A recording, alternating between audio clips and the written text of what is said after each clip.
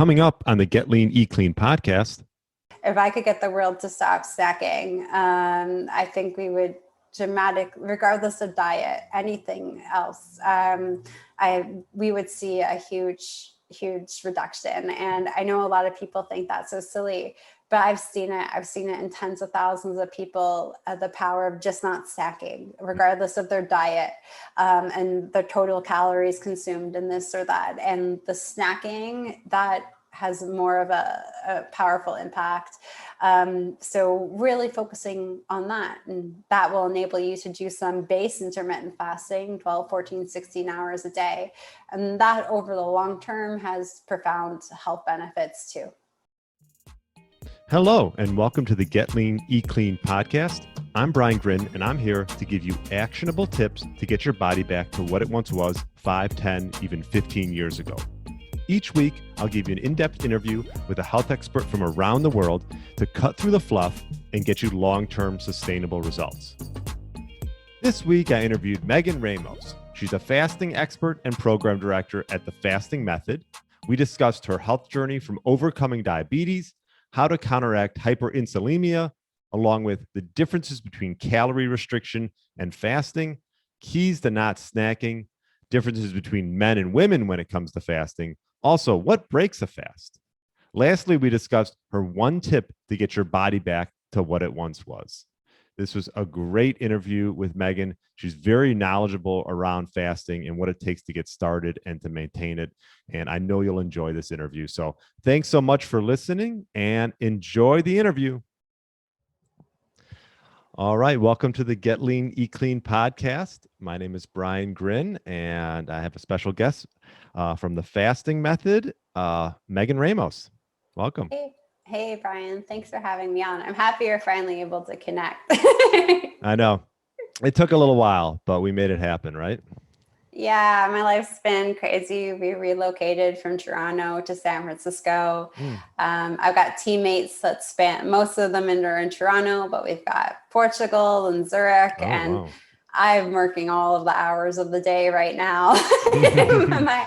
It's been tough to coordinate anything these days. Yeah, all the time zones. It's like, trying to schedule stuff, right?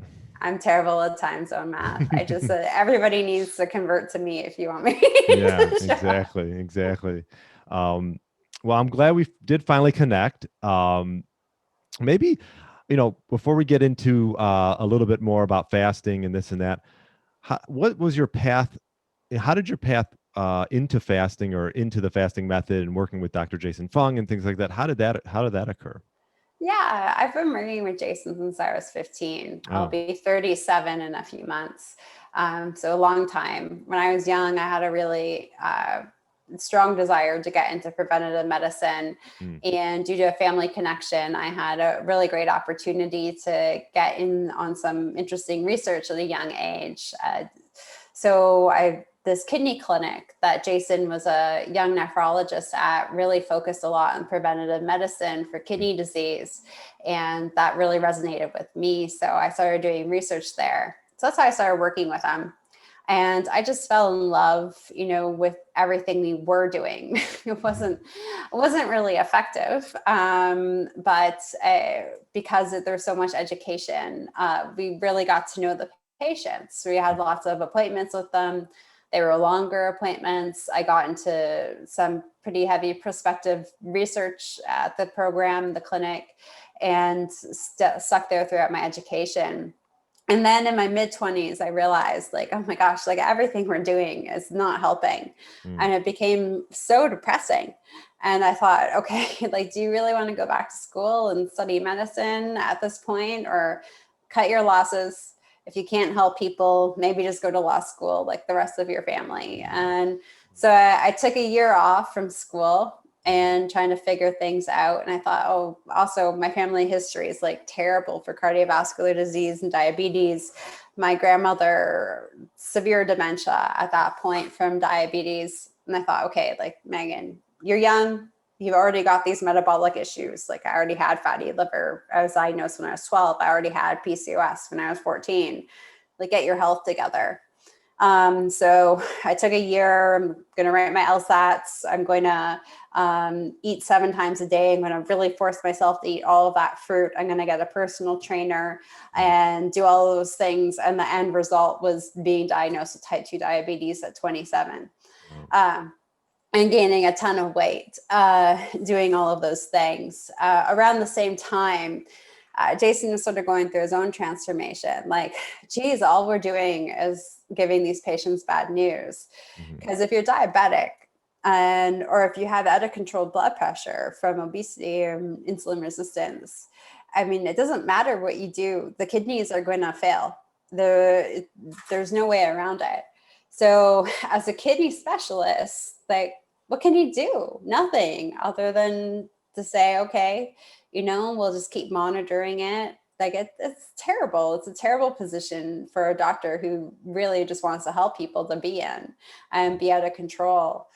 So he had looked into low carb diets, and you went back and sort of took a look at what had happened with the Atkins phenomenon, sort of the original lower carb, fads diet. What were the flaws, and why isn't the whole world doing that right now? Why didn't it always reverse type 2 diabetes? And he really got into focusing on insulin resistance and the mechanisms behind it, and became interested in fasting. Actually, if fasting came up during a casual conversation, but then we actually had a lot of experience in the clinic with people fasting when we thought about it, because we're from the most diversity in the world. And we worked in the most diverse niche of that city. So there's always people fasting for religious periods or religious times. We had Hindus who would fast a couple times a week, and their medications would have to be adjusted for those fasting days. We had people participating in Ramadan. Ramadan's going on right now, and that's 30 days where you're not eating, but like when the sun is up, you only eat after it sets and before it rises. And all these people, we'd have to adjust their medication down because their sugars would be down, their blood pressure would be down. No one died from doing it. In fact, a lot of the times they got better during Ramadan. And then when they started eating again, that's when it all went down the toilet. Right. So Jason, said, well, you could try low carb or fasting. And low carb it was such a bust for me, because I'm an 84 baby. Like, I grew up on Domino's delivery and Happy Meals, and I didn't learn how to do anything in the kitchen other than microwave something or boil water for pasta. So to cook real foods, was terrifying. And I failed at that. So I thought, well, maybe it's just easier not to eat. And within 6 months, I lost the weight. I reversed the diabetes, the PCOS, the fatty liver disease. And I was just like, oh my gosh, like, yeah, we can help people. We can act like what I wanted to do my whole life since a kid was to help people. And like, wow, we can actually do that. So Jason and I started fasting patients in our clinic, and then he wrote a couple of books that became popular, and we drew a lot of international attention. We had a 2-year wait list for the clinic. Realized we had to migrate online and make it more scalable. So we started doing online fasting coaching and health coaching. And then we created an online program where we could do more group coaching and classes and group education that way, which has been really great. So we've served people in, over a dozen different countries, which is fantastic. We're able to get the knowledge out there on fasting. And it's just so cool. Earlier today, I had a class. I lead these weekly group fasting challenges, and we do a daily check-in. And we have people off of all their blood pressure medications, hit their high school weight, and be off all their diabetic medications, getting that hemoglobin A1C of 4.8%, when it came from 13. Like, my days are filled hearing about all of these great stories. And so it's just so rewarding. Yeah. No, I love that. And I know, if you don't know my story, I actually learned about fasting through a client of mine who just was like pre-diabetic. She tried everything. And then she got into fasting and started doing some extended fasts. And it just had such an impact, profound impact on her life. I was like, wow, I got to look into this. And this was probably, I don't know, 5, 6 years ago. So that sort of led me down to learning about fasting for myself. And yeah, that's why I love talking about it. And I love sharing it. And it's great that you guys have been able to spread it, worldwide, because you're not, I always say, like, the mainstream big food and big pharma or whatever, they're not going to spread it. For one, no one really makes money when you fast. No. Right. So, will it go mainstream? I mean, I think it's got a lot of steam right now with organizations like yourself, and just even podcasting alone has sort of spread it out there as much as possible. It's been really wild. Yeah. We started this August will actually be my 10-year anniversary from my diabetes diagnosis and starting fasting. But we started in June 5th, 2012. I was actually coming home from a European trip thinking that all of our superiors had shot our fasting program idea down, Mm-hmm. just to check my airport when I was in, or check my airport, check my email. I was in Paris for the first time in 3 weeks. I'm realizing that the day after I got home, we were starting a fasting ticket. They had finally surrendered. And I was like, great, I have to create a program on the airplane home from Paris. Right. So we launched then. Everybody thought we were nuts.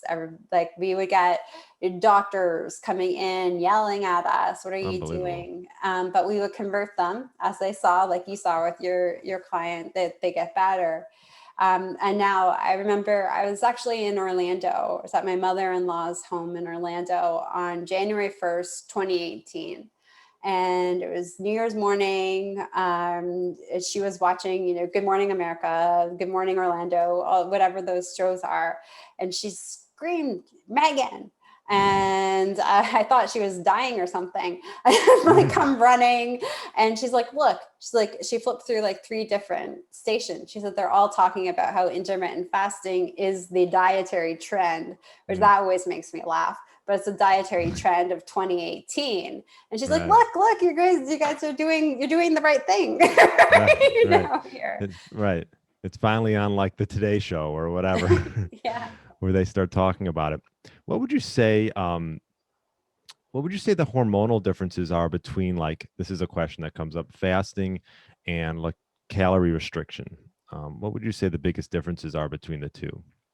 Yeah, absolutely. Actually, I was just giving a lesson on this today. Oh, good. Because it's totally different. When you get into the fasting state, you activate our sympathetic nervous system. It's our flight or fight nervous system. But there's, dosage makes the poison with everything in life. So if you're in an extremely threatening situation and you get like a wild, activation of this sympathetic nervous system, and you get chronically stuck there. When you get chronically stuck there, that's not good. Right. But having it mildly activated for periods of time, that builds up resilience in the system. Mm-hmm. So it's okay. You do want to go through periods of like more lower grade stress intermittently. It helps us thrive.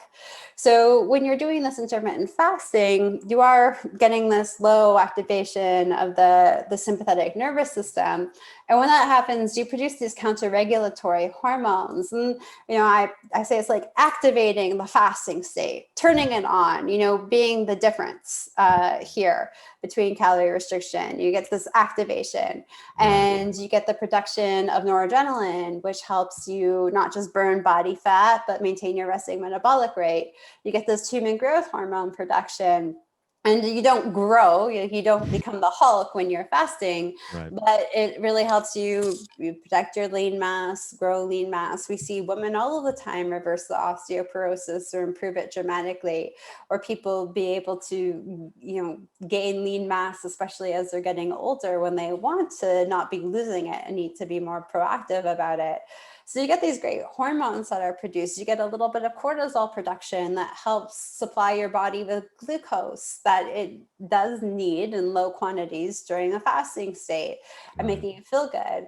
So you get these hormones, these counter-regulatory hormones. You don't get activation of that in the calorie restriction state. When we talk about calorie restriction, This is an example I've used forever. And unfortunately, I think us here in North America and throughout the world are experiencing it greater than ever. Mm. But right now, but say you owned your own business and you're struggling financially because of a tough time, and you had to reduce your take-home pay by 30% in order to preserve your business. Right. When you first start adjusting your budget, you're going to be overspending. You're not going to be used to that. So you're going to accumulate some debt. But over time, you learn how to save, you learn how to budget. So you might take more public transit, you might downsize, you might buy what's on sale at the grocery store versus, what you feel like buying. You might get a Netflix subscription instead of going and paying $100 for the family to see a movie. So you make costs and you adapt to your new budget. Right. And when you're doing calorie restriction diets, that's exactly what happens.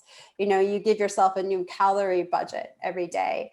And at first you're overspending, but over time your body adapts to the new budget and it slows down spending cognitively in your reproductive system, your cardiovascular, respiratory system, and everything slows down a bit. You don't see that weight loss and you have your body performing suboptimally. And then you get into more of a stressed out state, more likely to gain weight and revert to eating unhealthy foods. But with fasting, because of this activation of these counter-regulatory hormones or the sympathetic nervous system, like you're supplying your body with fuel because you're getting those counter-regulatory hormones. And so when there's been a ton of great randomized control trials produced since 2016, just showing this and showing the benefits of this when you compare alternate daily fasting to calorie restriction fasting. So the first RCT, I think, came out in 2016. It looked at alternate daily fasters versus those who did a 400 calorie a day reduction without changing their diets. And on the alternate daily fasting, they just consumed water, zero caloric intake. And they monitored them over the course of 32 weeks. And we saw with the resting metabolic rate that there was like no clinically significant reduction in RMR amongst the alternate daily fasting groups, but there was a clinically significant reduction in the calorie restriction group.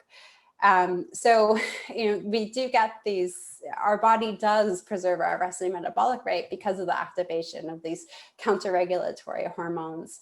So it's being able to activate that hormone cascade that really separates fasting from calorie restriction diets. Right. It's almost like a switch, as opposed to just eating small meals throughout the day. You're always in that fed state and you're not able to sort of use, your fat stores because you need that insulin load to actually get into, those fat stores to use that for energy eventually. Right. Yeah. And there's something else too that I think so many people don't think about. And I think it's also just because it keeps the science simple, perhaps. We understand that there's a greater understanding, at least amongst the lay population, the medical population, that this hyperinsulinemia, this high levels of insulin is what drives the insulin resistance. So if you have too much insulin in the body, don't add more insulin to the body. So this is where low carb diets have really gained a lot of popularity. It's like, so if you have a fire, you don't put gasoline on it. So if you have too much insulin in the body, well, eat a diet that's low in carbohydrates, higher in healthy natural fats, because you're not going to be adding more fuel to the fire. But once you already have insulin resistance too, the insulin resistance itself perpetuates insulin to be secreted by the body. So the diet doesn't really address that. And then we're just surrounded by food. Like if we have it, it's 10 feet away from us at all times. We have apps that can deliver it to our front door in like 15 to 30 minutes, depending on the time of day. So we're chronically eating.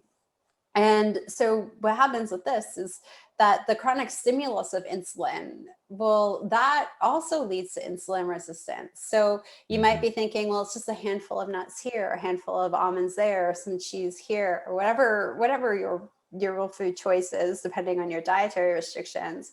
That constant stimulus, that's problematic. So we talk about this door scenario, right? Everybody's working from home, so we're getting all these weird interruptions. And so imagine you're working away, you're trying to focus on a big project, and you get 1,000 people knocking at your front door. Like, you know that that's not good, and you're going to be pushing your sofa against the door to protect yourself. It's annoying, it's scary, it's frustrating. So that's kind of like eating that big bowl of pasta, and this like having the body flooded with insulin, because you're getting your front lawn's flooded with people trying to get in to your house, if you like in your house, to the cell in your door to the insulin receptor. But what happens is, like, imagine you had a visitor every 30 to 60 minutes from 6 a.m. till midnight knocking at your door. Like, that ends up being a lot of visitors and being very disruptive and driving resistance towards you wanting to answer the door. So it's really about the meal timing, giving your body that chance to not be bombarded with insulin at all hours of the day, and actually fasting for a period of time where you're going to suppress your insulin levels so much other than what you need for physiological, survival for that day. That will help break the cycle of insulin resistance. So this is why what I see now is a greater acceptance for fasting, greater acceptance for real food diets and lower carbohydrate diets, which is great. But, just because of the convenience of food and how we're just sort of wired to eat these days, it's difficult for people not to snack. So we have so many people that will come and they'll say, Megan, I've lost 50 of that 80 pounds. Why can't I lose that last 30 pounds? Am I forever broken? Or, I've come off of my diabetic meds and my A1C is 6.8. It's better than 8.8. Why can't it be 4.8? Why can't I get there? And it's not necessarily the foods. And it looks like many of them have even addressed food sensitivities like nuts and dairy. But they're not getting there. And soon as we cut out the snacking, it's not about eating less food. If you eat that food, but eat it with your meal. Don't eat your 3 o'clock snack at 3 o'clock. Eat it with your lunch or eat it with your dinner on your eating days. And just doing that. It's not about eating less necessarily. It's about eating less often. And then that last 30 pounds goes, that A1C is now optimal, and meal timing. So people often forget that second pathway to insulin resistance. And that's really important to address. Yeah, no, I love that. So essentially, if someone has plateaued, they should just cut out snacking. That would be a good way, right? Yeah. If I had my way, the whole world would stop snacking. I think if we just stopped snacking and went back to how 3 meals a day, even 3 meals a day, right? Yeah. Yeah. Huge improvement. Which used to be the norm in the 70s, right? Yeah. I remember telling my grandmother when I started fasting, my whole family thought I was nuts. I thought my father was going to try to get power of attorney over my health because he thought I developed an eating disorder. Luckily, he got busy with work and forgot about me. But I remember just going to confide in my grandmother, and she said to me, Megan, I was never sick and I was never fat, till we started eating all of the time. And she said, potato chips were for holidays, cookies were for Christmas. But then they became a thing that was all of the time. And she said, your father, when he lived with me, he wasn't allowed to eat before dinner because he'd spoil his appetite. And if he wanted to eat after dinner, that meant he didn't eat enough broccoli. And then he moved out and now he's fat and diabetic. So it's just about going back to these simple basics can make a huge change in our lives. Yeah, no, it comes all full circle, right? I'm sure you get this question. I know you've written some stuff on it. I've gotten it over the last few months. Is the difference between men and women, and do you have a different protocol when you're working with a woman as opposed to a man?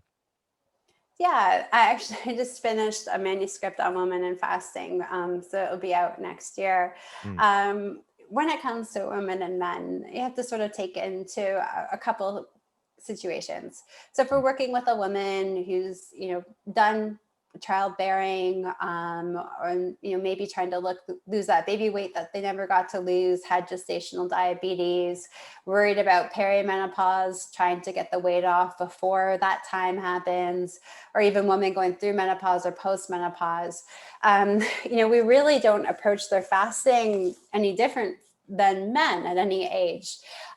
Do find that these women need to fast a bit longer than perhaps our male counterparts. So often you'll get a man with mild to moderate insulin resistance. He's got, that a bit of a beer belly, that sympathy weight he gained when his wife was pregnant that he wants to lose. And they do very well doing maybe more shorter intermittent fasts, like 24 hours, or even make great headway doing 16 or 18 hours if they're not diabetic or very diabetic. But women mostly, we're combating other issues at that age. We're combating low progesterone, we're combating low estrogen levels. Also thyroid issues are a lot more prevalent in females. And a lot of it is due to cellular inflammation or autoimmune. And it's never really adequately addressed by the medical community. So the longer fasts for them result in greater reduction in inflammation and help with those issues that do generate more fat loss. If you can address the hypothyroidism, then you're going to have one less barrier towards fat loss. Now, with women who are childbearing age and are still, having monthly cycles, there are certain times of the month where it's easier to fast than others. So women go through these cycles of estrogen predominance versus progesterone predominance.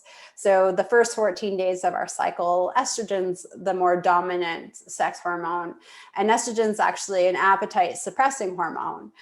So women find during this time leading up to ovulation that, hey, like, fasting's easy. They don't even think about food. This is great. Then ovulation happens. And ovulation, like, obviously your body wants to produce life. So you're going to be more hungry. You're going to be more ravenous. So this is a difficult time. And then when you enter sort of that post-ovulation, that luteal phase, the last 14 days of your cycle, progesterone's an appetite driving hormone. Testosterone, while not like off the charts, is more dominant as well, which is also an appetite driving hormone. So a lot of women of childbearing age, really struggle at certain times of the month, and they think that they're broken. And it's like, no, like, let's, look at your cycles, even if they're irregular, and let's try to identify some of these patterns. And when it's easier, especially at the start of your cycle, we make more headway doing more longer intermittent fasts or extended fasts. And then towards your period, the second half of your cycle, we're looking at more time restricted eating, shorter periods of intermittent fasting, spending that time working on food quality. And then for women who are looking to conceive, that week before the cycle, we tend to keep, we don't, more mTOR, less fasting during that period of time if they're looking to have babies. And that just sort of helps from a progesterone level as well, because that will help we don't want to interfere with the progesterone levels at that stage, because it really helps ensure that the egg can properly be fertilized and then attach and grow a baby. So we want more mTOR during that time rather than less. Right. So just so people know, more mTOR, that would you put them a little bit more on a higher protein diet to stimulate that?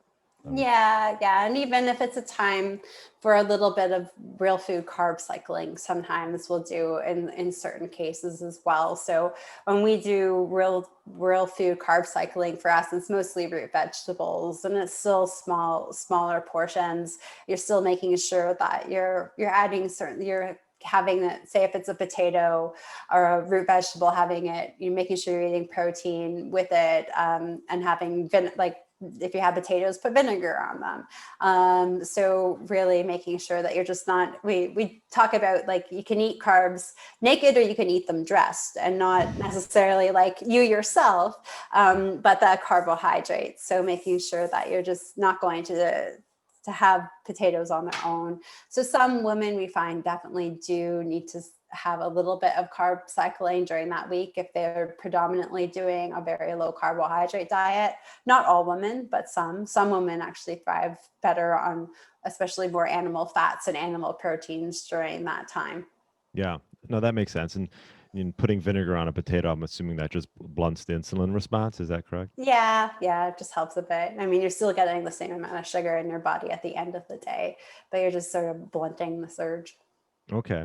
And when you're doing fasting protocols, are you what constitutes? I know this is probably a common question. Breaking a fast, and what doesn't? Yeah, so we are really, really focused on insulin resistance at the fasting method. So when we talk about what you can and can't have during a fast, we're really trying to focus in on what isn't going to have next to no insulin response in the body. Hmm. So we have things like water, tea. I'm a green tea junkie to almost my detriment, probably. Is that peak tea? Actually, you know what Oh, it is. I'll be okay. honest, and I'll let you know that they send it to me. I did not Yeah, right. Yeah, yeah. especially now that I'm here, they sent me a nice welcome to California package. But Okay. yeah, so you have tea, green tea in general, is great. Coffee, Black coffee will black coffee. Black coffee. Black coffee can sometimes, in some people, be an appetite stimulant. I find some people are very, very sensitive to the caffeine Mm. and see a cortisol reaction. Matcha tea, like these fluids. So, in addition to water, tea, and coffee. And then, depending on people, sometimes struggle to get in adequate electrolytes when Mm. they're fasting, especially when they're doing more longer intermittent or extended fasts. And at the start, Jason and I, our team, we always talk about bone broth as one way to help, because bone broth is, you can salt it. It's appropriate to add salt to broth. Most people don't think that's weird, whereas drinking salty water is kind of weird Mhm. in society. But then, the bone broth is really just a training wheel. And if people find that they need that sodium support, which almost always they do, if they continue to do these longer fasts, then like a sugar-free pickle juice, pickle brine, or sometimes people have Mm. olive brine during their fast, and that's really effective. This will be my first summer in California, but in Toronto, I mean, we're 110 degrees Fahrenheit. I mean, we Mm. got the East Coast humidity in the winter, or sorry, in the summer. So I don't want to be drinking anything hot. And then you're also sweating. And when you have extreme changes in seasons, it can cause hydration issues. So I would just guzzle pickle juice in July and August back home. And so that's a common fasting fluid that we recommend in our community as well. So when it comes to, breaking the fast, we use certain things like training wheels. It's okay to have a little bit of fat just to help you transition. It's okay Mhm. to have the bone broth to help you transition. Mm. But those are things that you really want to look at as training wheels. It's cool to be a toddler and have them, but you don't want to be showing up to your first day of middle school, with training wheels. They're not going to be perceived as the cool kid on the block. So if you need them, use them. If you don't, then don't. And so once you start getting into those things that have more of an insulin impact, you want to avoid them. You want to cut them out. Right, because a lot of times, you hear a lot with the coffee and adding fat, MCT oil, things like that. Sometimes, even though that might not cause that much of an insulin response, it could sort of spur on some hunger, which could sort of lead you down the wrong road. Yeah, and when you're fasting, especially for, say, for fat loss too. Hmm. I mean, if you're having a bulletproof coffee, and I think a bulletproof coffee, if you're trying to get in an extra meal on an eating day and you look at it as a meal, that's okay. Or if you're using it as to transition, I get it. I was someone that ate 12 times a day, trying to fast. Like sometimes you Right, need these bridging steps, and I support that. right. But when you drink a bulletproof coffee, I mean, that on a fasting day, that's like 4 to 6 hours of you not being in a fast. like your body's fueling off of the fat, because there's so much fat in the, like a bulletproof coffee, 3-4 tablespoons of fat. Right. And you really want to be getting to a place where you're starting to fuel off of your own fat stores. So that's what's going to, empty your fat stores, help you lose the body fat, help you lower the insulin levels, and really achieve sustainable weight loss and improve your metabolic health. So it's just counterproductive. I mean, again, it's as good as a training wheel, but that's all it should be, just to help you get more acclimated to the situation of being in a fasted state. Yeah. And when you work with someone, as far as looking at what they're eating, what do you address there, and as sort of like the big pillars as far as what they're eating, and then do you address that first, or do you first address, well, let's just get you into a fasting mode, and then we'll touch on what you're eating? That's a good question. The chicken or the egg, which comes first? Yeah, I Because get that question. Yeah. if you definitely, like, if you're not eating a lot of sugar and processed and refined junk and all of that stuff, of course, fasting is going to be a lot easier for you Right. to do. Jason and I at our clinic in Toronto, which really spawned like this whole beast that we've created, which it's phenomenal. Our patients were not in a position to necessarily always eat very well. There was huge socioeconomic gaps in the people that came to see us.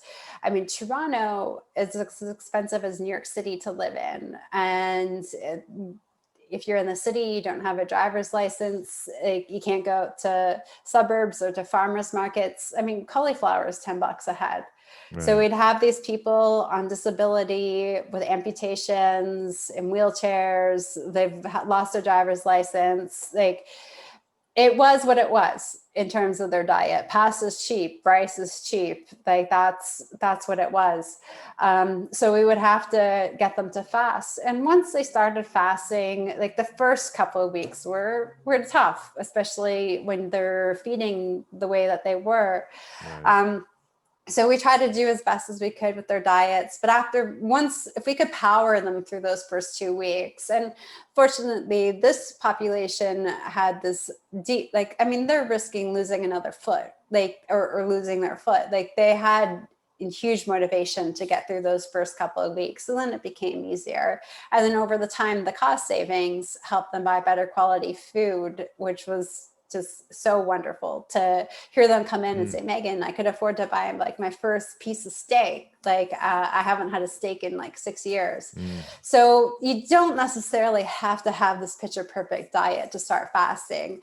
I went from saying, okay, Megan, just don't eat like garbage once a week, to don't eat like garbage once a month, and maybe just quarterly. And now it's been like, I'm a really great place with my diet for the last 4 or 5 years.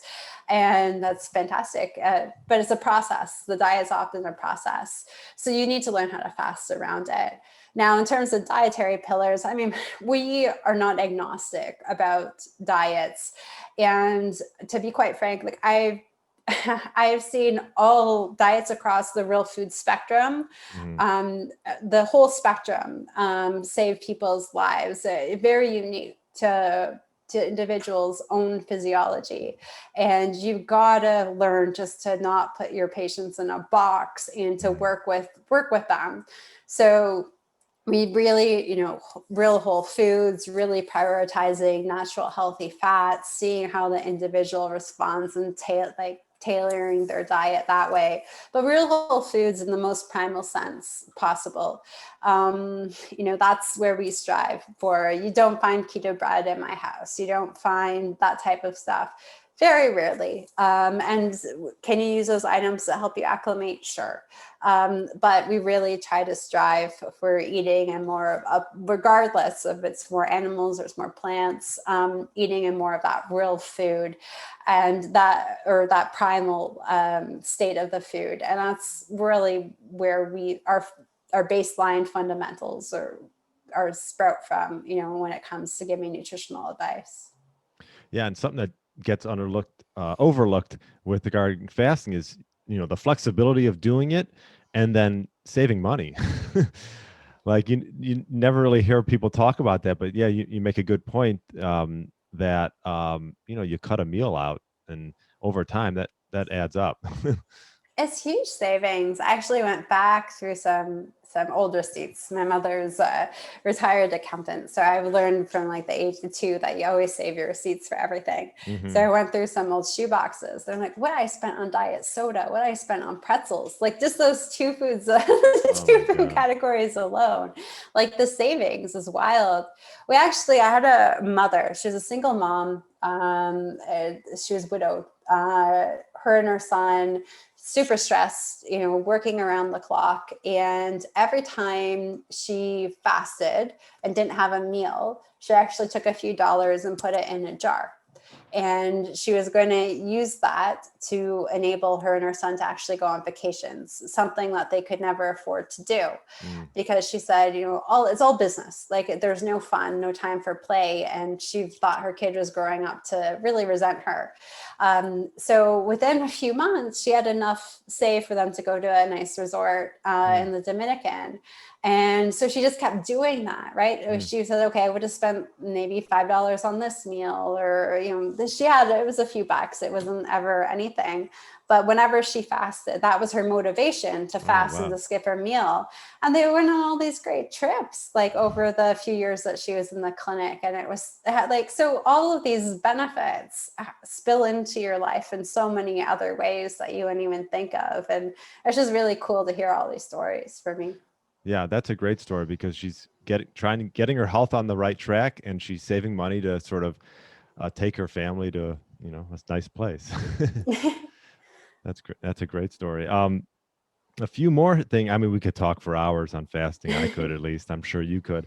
What about? I know Dr. Jason Fung just came out with Cancer Code book. What are some maybe takeaways from that that could impact people maybe that have cancer or are going down that road? Yeah. So Cancer Code, I know, is a serious labor of love for Jason, and we definitely towards now our whole stuff, everything's online, but we've started taking in a lot more cancer patients towards the end of our clinic there, pre-COVID days.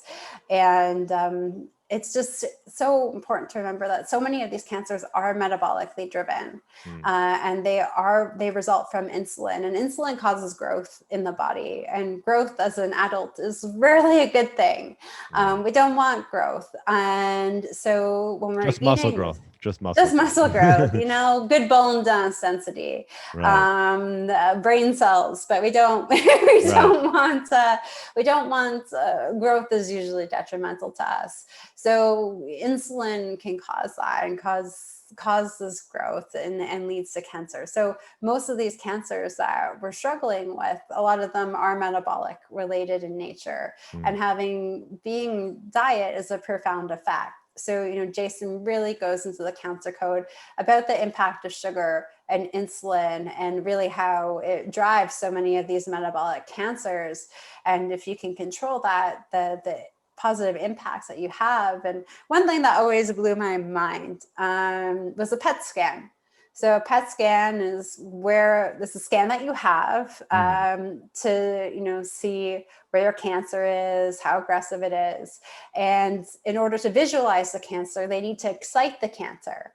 So what they do to excite the cancer is to give you glucose, to fill you up with glucose, to get the cancer excited, to get it, moving and grooving in the body so they can visualize it. And then for the medical community, the mainstream medical community, to not acknowledge that there's a relationship between nutrition, especially sugar, and cancer is just kind of mind-blowing. Like, this is how you assess it. Like, what do you mean there's no relationship there?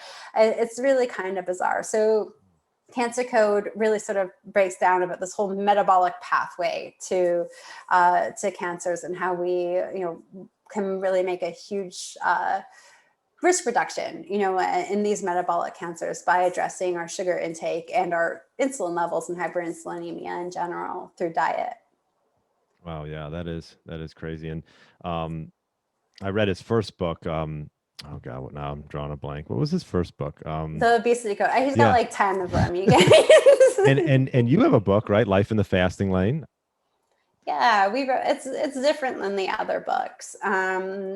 Jason and I wrote it with our good friend Eve Mayer. Mm. Eve's a hysterical Texan from Uh-huh. Dallas, very successful, force to be reckoned with. She's a digital marketing guru. She's built empires, but can never figure out how to lose weight. She spent hundreds of thousands of dollars, had 3 different rounds of different types of bariatric surgeries, Wow. nothing. And a friend actually gave her a copy of the Obesity Code and said to fast. And she read it on an airplane and said that she was fasting out of spite to prove that it was wrong. Because she's like, I've done everything. I spent $250,000, like nothing. I've gone to food addiction retreats, everything, nothing. And well, she lost fat. And Eve, she's hilarious. She's like, I'm hot, like I'm this I've been. So she emailed Jason and she's like, listen, I'm coming to Toronto, whether you guys like it or not. And I need to see you people. So we did, we had lunch with her. I admit I was a little bit like, who is this crazy lady? But instantly fell in love with her. Her story was so deep. And we realized that it really, like, we talk about all of this stuff, but there are, emotional complexities that come along with it. And I remember having a talk with a colleague of mine. We were in Zurich at a health conference, and he's like, what's like, how do you even, have what's your business? Like, you just tell people not to eat, like, just don't eat, drink water, take some salt, you're fine. But there's a lot, especially men and women, we go through a lot over the years.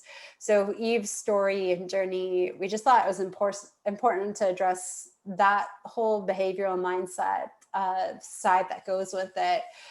So Eve tells her story, and Jason and I go in and explain why what she didn't work from a scientific perspective, why it did work, what the practical tools were that she used to get her results. So, I mean, it's not this really deep medical dive, a scientific dive like some of the other books, but I think it addresses something that's often neglected.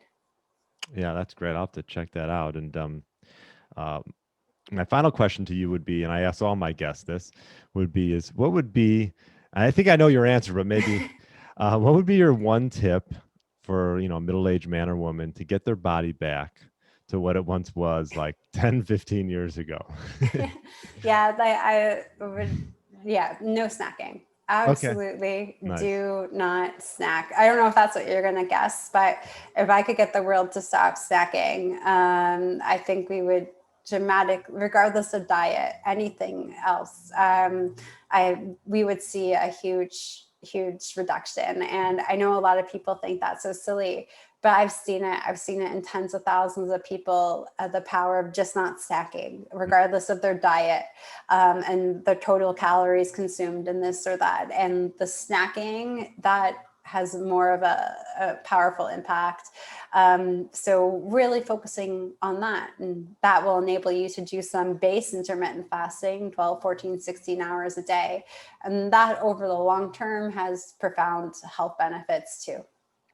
And just to piggyback off that, to avoid snacking, what do you recommend? Would you say like replace it with something, maybe like tea, when you start to get those hunger cues and things like that, to try to get out of that cycle? Yeah, herbal teas, green teas are great. Decaffeinated coffee, if you can tolerate the caffeine in that.